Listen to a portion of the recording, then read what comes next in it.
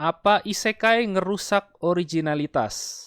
So, ini pertanyaan menarik yang gua tiba-tiba ketemuin sih ya pas lagi iseng-iseng nge-scrolling di Twitter ya. Gue jadi nemu ada suatu artikel menarik ini ya. Jadi ini asli artikel yang udah agak lama tapi ya menurut gua topik yang dibahas di sini cukup menarik. Jadi mungkin bisa gua sama Ojan mau diskusi hari ini ya. Ya, jadi statement ini muncul dari pengarang ada yang namanya Usagi Nakamura. Ya, jujur ini gue kurang tahu banyak tentang pengarang ini ketika pertama baca. Karena memang gue lihat dia itu penulis light novel. Dulu ada light novel namanya Gokudo. Ini di sekitar tahun 90-an, 2000-an mungkin.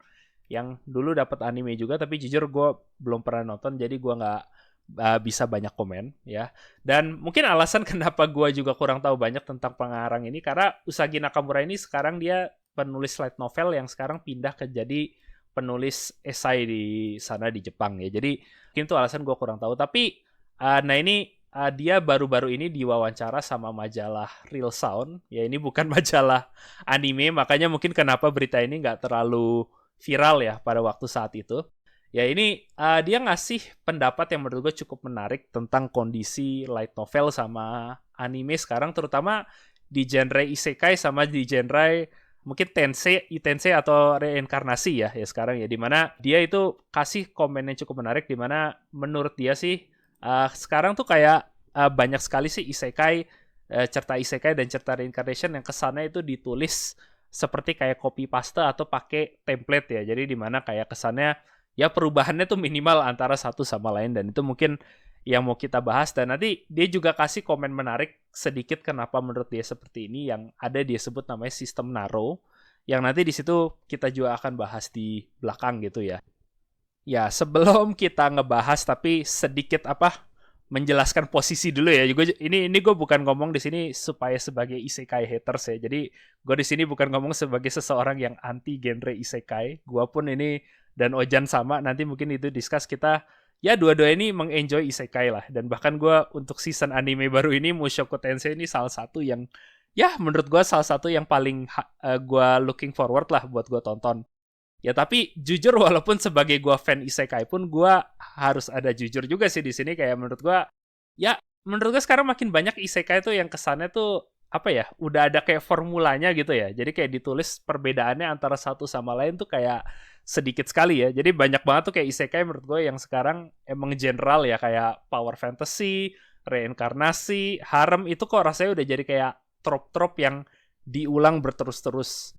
Dan kalaupun ada isekai yang kesannya unik, itu seringkali tuh gue lihat uniknya tuh bukan karena ceritanya menarik, tapi seringnya tuh kayak malah kayak sebagai contoh ini baru ini apa sih yang Reborn as a Vending Machine gitu loh. Kayak mereka tuh kesannya lebih viral, lebih karena konsepnya yang sangat absurd dan bukan karena ceritanya yang bagus, yang ya itu jadi kesannya agak clickbaity atau ngejar viral ya genre isekai ini. Dan ini yang mungkin sih yang mau gue ngetanya langsung kalau sih ya Jan, kayak lu setuju nggak sih dengan si Nakamura Sensei ini, kayak menurutnya apa isekai ini sebagai genre ini mulai ngebunuh originalitas sama kreativitas lah ya di industri anime.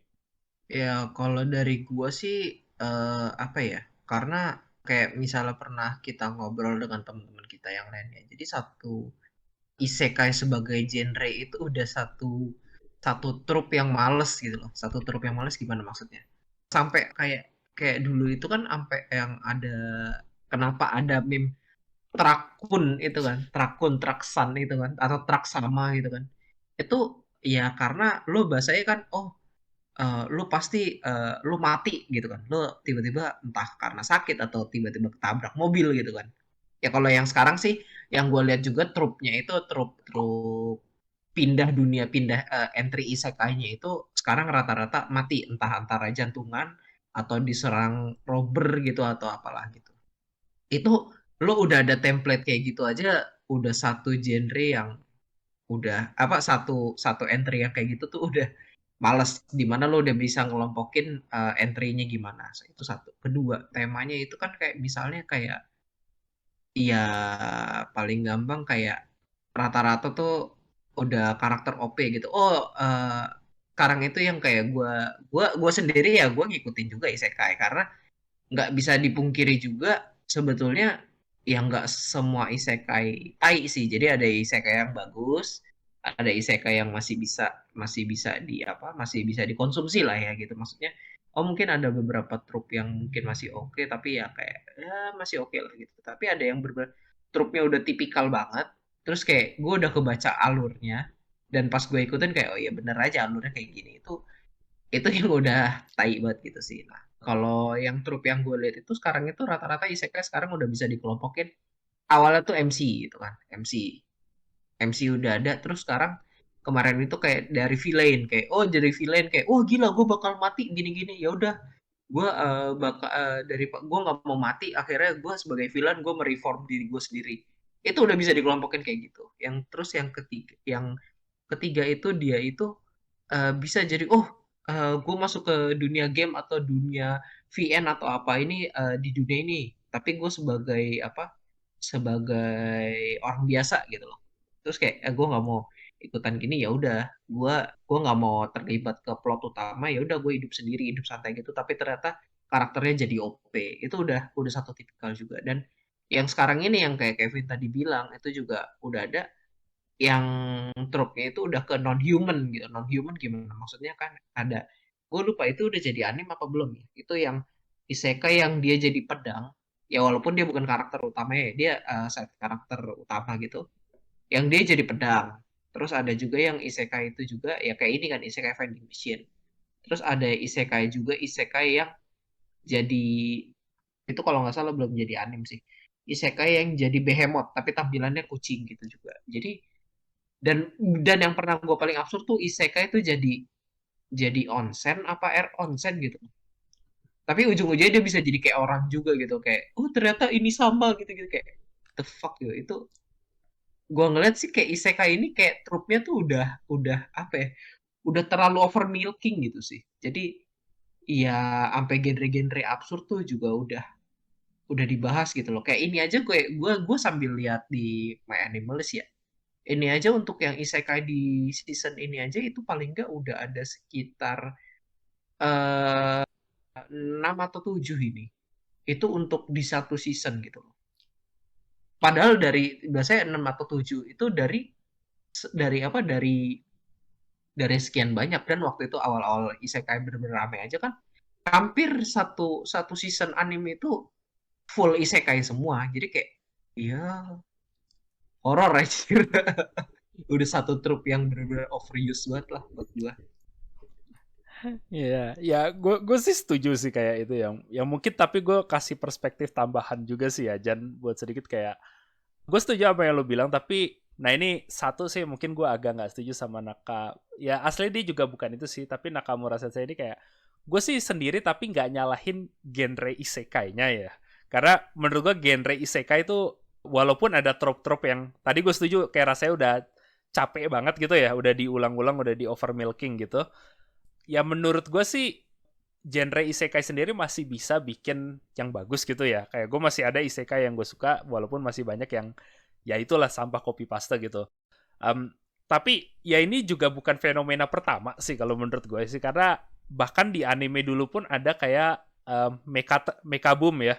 Jadi sejak Gundam dulu dirilis tuh banyak banget gue lihat tuh kayak apa anime-anime yang kayak coba ngikut Gundam dan bahkan ada banyak kayak trop-trop di mecha yang sampai sekarang tuh kebawa dari era itu loh kayak contohnya apa sih protagonis tuh biasanya anak muda yang nggak tahu apa-apa yang tiba-tiba jatuh ke mecha tengah battle dan habis itu bisa langsung ngeoperasin itu mecha yang itu apa sih trop yang udah dimulai dari Gundam dan dibawa sampai ke Evangelion dan bahkan sampai Eureka 7 yang terus ada di anime mecha gitu loh yang kayak rasanya udah jadi kayak staple yang kayak diulang-ulang terus. Tapi menurut gue yang ngebedain kenapa isekai sekarang rasanya lebih cepet karena volume anime yang dibikin sekarang tuh jumlahnya jauh lebih banyak daripada zaman dulu gitu loh. Zaman dulu rasanya tuh kalau ada anime yang rilis tiap tahun, rasanya hampir tiap tahun tuh pasti ada anime mecha. Tapi jumlah yang dirilis anime tuh nggak terlalu banyak zaman dulu bandingin sekarang. Dimana satu season anime sekarang tuh bisa hampir sama dengan jumlah anime yang dirilis dalam setahun kalau dulu tahun 2000-an awal atau tahun 90-an. Jadi gue ngerasa tuh kayak genre fatigue. Jadi orang tuh capek ke genre isekai tuh sekarang jadi kayak istilahnya kayak di steroid gitu loh. Jadi lu jauh lebih cepet ke trop-trop ini lebih cepet lihat pengulangan gitu loh. Karena jumlah anime yang keluar yang ngulangin trop-trop ini tuh kayak jauh lebih cepat. Itu sih menurut gue satu isu gitu loh sih. Karena sekarang kita emang konten boom sih ya. Ya ini nggak cuma terjadi di anime sama isekai aja sih. Di barat pun superhero kan sekarang juga ngalamin itu ya. Ada istilah superhero atau bahkan Marvel fatigue ya. Dan gue ngerasa sih isekai ada satu poin di situ sih yang apa? Yang bikin kenapa ini juga poinnya gitu. Walaupun menurut gue isunya bukan hanya genre isekainya sendiri. Iya, tapi kalau buat gue ya terlepas dari 1 tahun minimal ada satu gitu loh. 1 tahun balik ke yang tadi ya. Dari lo itu kan dibilang 1 tahun paling nggak ada satu anim mecha. Nah, tapi ini kalau misalnya kayak paling gampang gini deh. 1 tahun satu anim mecha itu berarti kan paling nggak kalau zaman dulu itu kan satu season itu kan sekitar ada 20 anim doang ya. Dimana kalau sekarang itu kalau gue lihat udah sekitar 47 bisa sampai 50. Zaman dulu 1 tahun satu. Ini maksudnya pembanding kenapa bahasa isekai fatigue tadi untuk mengkomplement poin gue dan poin lo Kevin. Karena kalau buat tadi 1 tahun satu anime kah. 1 tahun itu berarti kan satu season itu kalau nggak salah dulu itu sekitar 15 sampai 20. Kita ambil 20. Ada 4 season. Berarti kan ada sekitar 80 movie. 80 movie, 80 anim. 1/80 cuman berapa persen sih gitu loh. Sekarang kita lihat ke yang sekarang, yang musim sekarang. Lo satu season aja itu kan 47. Lo ada 7 anim isekai. Itu udah 14%, itu 14% dari satu season. Di mana next season pasti ada isekai lagi gitu loh. Jadi ya lu bayangin paling nggak 14% dari satu, ini gue generalin aja, berarti kan 14% dari apa 1 tahun itu pasti ada isekai. Jadi kayak ya gimana nggak capek gitu. Sedangkan kalau tadi misalnya kayak Mecha, walaupun dengan trup yang sama gitu kan, trup yang sama, ya tadi kan bocah nggak tahu apa-apa, terus masuk ke robot suruh berantem, terus tiba-tiba ternyata jago, ada new type atau jenius lah gitu loh. Ya lu 1 tahun kayak gitu, ya udah 1 tahun itu kan juga kan si Evangelion gak juga dalam 1 tahun itu kan langsung 1 tahun full itu dia tayang kan, tapi paling nggak ya sekitar ya 1,5 musim lah kalau nggak salah ya zaman dulu kan, karena sekitar 40 episode kan, 1,5 musim, jadi kayak ya ya nggak bakal capek juga lah gitu. Sedangkan ini karena berderet-deret gitu loh. Satu season ada 14 isekai dengan ya mungkin ada yang beda, ada yang sama gitu. Terus season berikutnya ada tema yang gitu lagi. Season berikutnya juga bisa ada tema yang mirip lagi. Ya mau gak mau ya pasti capek lah. Itu sih yang gua lihat dari yang tema isekai ini, yang kenapa jadi menyalahkan tema isekai gitu loh. Itu. Ya, setuju sih kayak gue sih juga apa sih mungkin kalau apa sih ya. Jadi gue problemnya juga bukan ke genre isekainya secara konsep tapi lebih kayak mungkin kalau jumlah anime isekai itu cuma seperempat dari sekarang tapi kualitasnya naik gue nggak bakal komplain gitu loh. Coba ya karena tadi lu bilang sih kayak karena volumenya ini kayak ya pasti lu capeknya bakal apa jauh lebih cepat gitu lah kalau buat ini. Ya, anyway, tapi ya itu sih sedikit untuk genre isekainya sih ya. Tapi satu poin lagi yang menarik menurut gue dibawa sama si Nakamura Sensei ini ya, karena menurut gue ini problem bukan hanya di isekai ya, karena isekai ya menurut gue itu yang paling apa sih trope yang paling apa sih genre yang udah paling agak capek ya. Tapi jujur secara umum tuh kayak banyak banget juga genre-genre lain yang gue lihat sekarang ini sejak trennya anime diadaptasi dari light novel ya. Kayak makin banyak banget tuh anime tuh yang kesannya ngikut formula ya. Bahkan kayak kesannya apa sih kayak kalau lu ada kayak Magic High School atau Power Fantasy itu atau reinkarnasi bahkan itu trop-trop lain yang kesannya sekarang tuh juga udah banyak mulai di overuse di anime gitu ya. Dan Nakamura Sensei ini kasih pandangan yang lumayan menarik sih. Satu, dia kritik ini menurut dia tuh banyaknya ini tuh berasal karena ada yang disebut namanya sistem Naro atau banyak yang mungkin kalau tahu itu ada namanya Naroke ya. Ya jadi ini poin yang menarik sih menurut gua karena bagi yang nggak tahu Naroke itu apa, jadi di Jepang itu ada website yang namanya Shosetsuka ni Naro. Kalau di translate mungkin itu kayak Let's Become a Novelist gitu ya di Jepang. Intinya ini website self-publishing. Jadi di Jepang nih siapapun yang mau, lo bisa bikin akun di sini dan kalau lo mau nulis web novel atau fanfiction atau lain-lain, lo bisa nulis ini di Naroke ini. Dan kalau populer, siapapun itu bisa baca karena ini semua website-nya itu free. Jadi website free publishing. Di satu sisi ini website yang cukup bagus ya, karena secara teknis kalau lu bukan pengarang, lu salaryman atau lu kerja di area apa, tapi lu pengen masuk ke industri kreatif, asal lu punya skillnya, lu punya apa bakat menjadi kreativitas penulis yang bagus, secara teknis lu bisa aja nulis di Naroke dan itu bisa jadi populer dan nanti di pick up sama publisher gede. Dan aslinya udah banyak success story yang muncul dari Naroke ini ya. Kalau pengen tahu kayak Mushoku Tensei, Overlord, Tensura, Slime, ReZero, itu beberapa title-title gede yang muncul semuanya itu asalnya dari Naroke. Jadi awalnya penulisnya semua itu penulis di Naroke. Kayak sebagai contoh kalau gue tahu tuh kayak penulis Overlord itu dia tuh tadinya cuma salaryman biasa dan dia mulai nulis Overlord di Naroke yang akhirnya populer diambil kayak sama Kadokawa. Akhirnya bisa jadi kayak manga, anime dan segala macam. Jadi ya Naruto ini di satu sisi memang sistem yang positif menurut gue di situ. Tapi seperti di point out sama Nakamura Sensei menurut gue menarik ya. Karena walaupun Nakamura Sensei dibilang awalnya dia juga positif ke website Naroke ini juga. Naroke itu juga menurut dia tuh kayak ngepromot budaya jelek di antara penulis. Yaitu dimana penulis tuh cenderung jadi kayak suka copy paste satu sama lain. Supaya paling nggak tuh jadi populer di Naroke supaya cepet di pick up dan bukan dia kalau Nakamura Sensei bukan nulis cerita karena menurut dia tuh ini cerita bagus loh, jadi lebih kayak ngejar tren ya kayak. Nah ini makanya ini tuh kayak ngejelasin beberapa tren yang menarik beberapa tahun ini. Kayak sebagai contoh kalau lu sadar mungkin sekarang tuh kayak judul anime sama judul manga kan makin panjang gitu ya kalau lihat kayak apa That Time I Got Reincarnated as a Slime gitu loh. Kayak animenya kan judulnya makin panjang-panjang dan kayak langsung literal gitu loh ngejelasin konsepnya.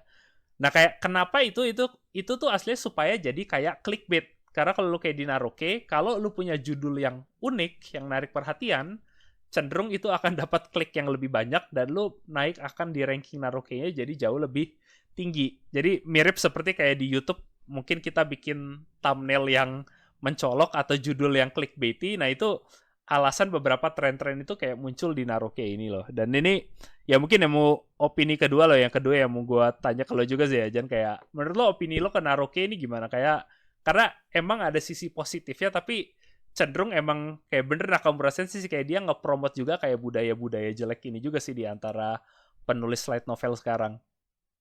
Yang jelas ini poin gue utama yang kayak agak OOT dikit ya dari yang lo tadi. Kayak kan judulnya itu clickbaity gitu kan.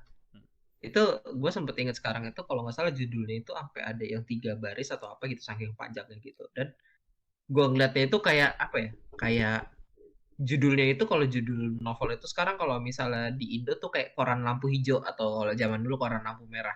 Ya sorry ya agak jadul gitu. Jadi Yeah. itu satu satu satu judul tuh yang kayak kayak kalau misalnya di Indo kan kayak bener-bener kayak sebetulnya kayak cuman oh ini selingkuh gitu kan. Sebetulnya kayak gitu doang kan, paling gampang pendek.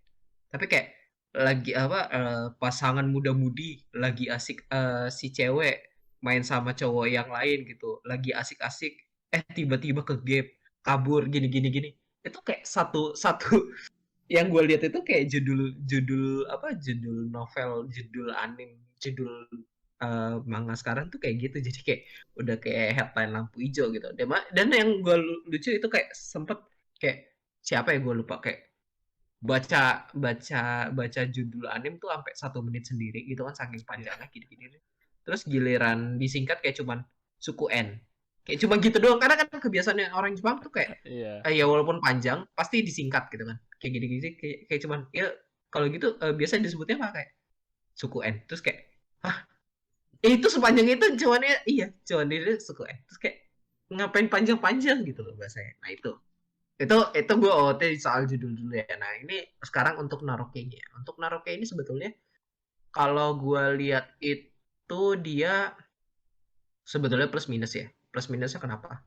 Lu inilah kayak tadi itu kan kayak misalnya kalau untuk yang lu mau jalur light novel zaman dulu, lo mesti bikin, terus lo ikutin award gitu kan. Itu kan barnya itu kan terlalu tinggi ya, jadi kan.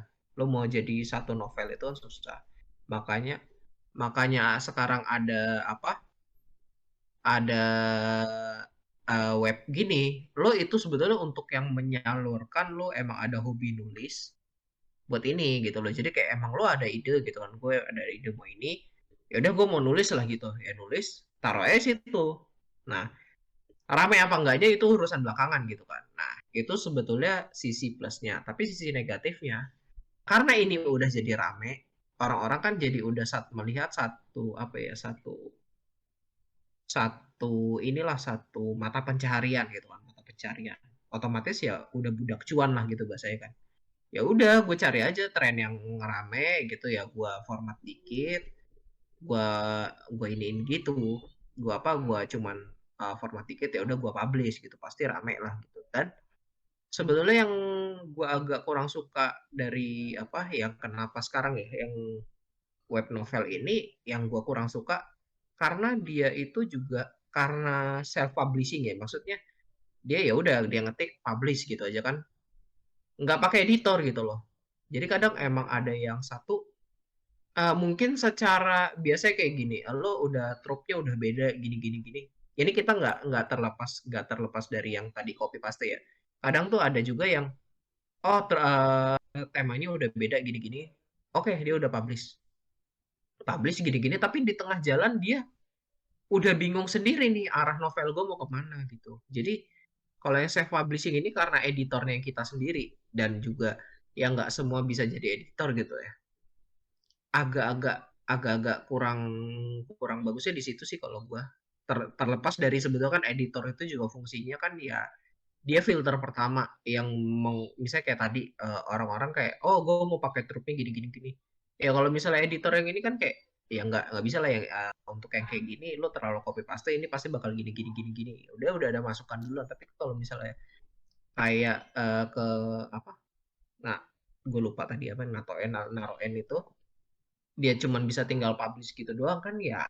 Ya udah kayak diketik-ketik cuman lihat wordingnya aja mah ada yang tipu apa enggak, ya udah publish. Jadi untuk QC-nya ya, QC-nya sih jadi agak kurang gitu.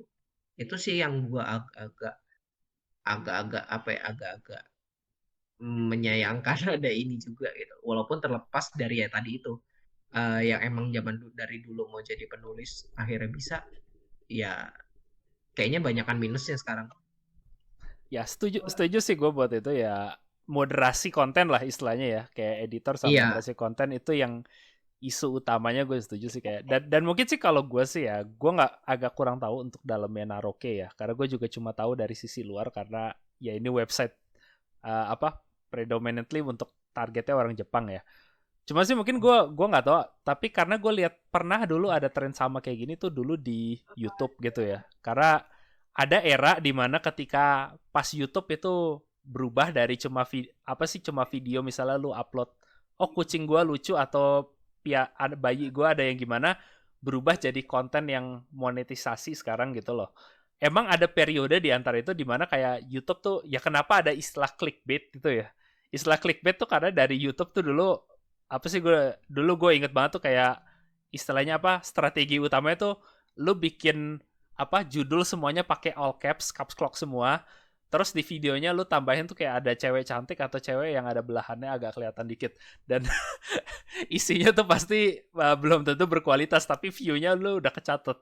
Dan apa yang bisa ngurangin itu tuh dari moderasi platformnya YouTube ya. Kayak walaupun nggak sempurna ya, sekarang pun masih ada problem, tapi kayak ya satu, YouTube ada implementasi algoritma yang tinggi. Dia ngelihat nggak cuma hanya klik, nggak cuma lu klik buka baca, tapi dilihat kayak katakan view time. Kalau lu cuma ngeklik tapi kontennya jelek, orang kan pasti keluar. Kalau lu kayak gitu, video lo nggak direkomendasi. Ya itu jadi itu kayak ngurangin banget clickbait gitu loh. Dan dia juga ada algoritma yang kayak nge-scrub cara ngebaca judul sama thumbnail, dan dari situ ada moderasi lah dari sisi YouTube gitu yang bikin paling nggak ya walaupun nggak ngilangin total tapi ngurangin lah konten-konten yang super clickbaity itu. Dan gue nggak tahu apa Naroke bisa pakai sistem yang serupa ya, karena ada macam-macam sih, kalau kayak di Reddit itu ada upvote sama downvote. Jadi kayak ada banyak sistem moderasi yang aslinya bisa dipakai sih, yang bisa untuk QC lah, karena nggak mungkin sih lu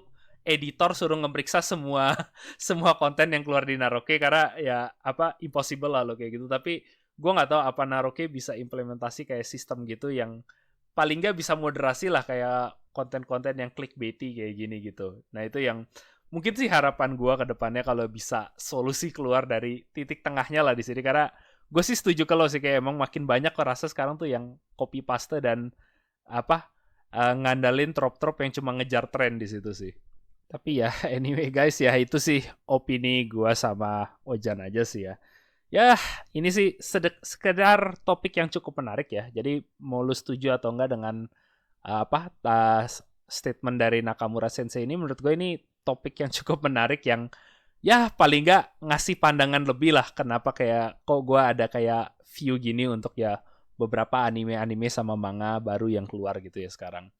Ya, tapi kalau lo misalnya nggak setuju atau lo punya opini yang berbeda, ya mungkin bisa lo sharing juga di bagian komen di bawah. Dan kalau lo suka atau enjoy video ini, mungkin bisa drop like sama subscribe di kita, karena itu bakal ngebantu kita banget ya.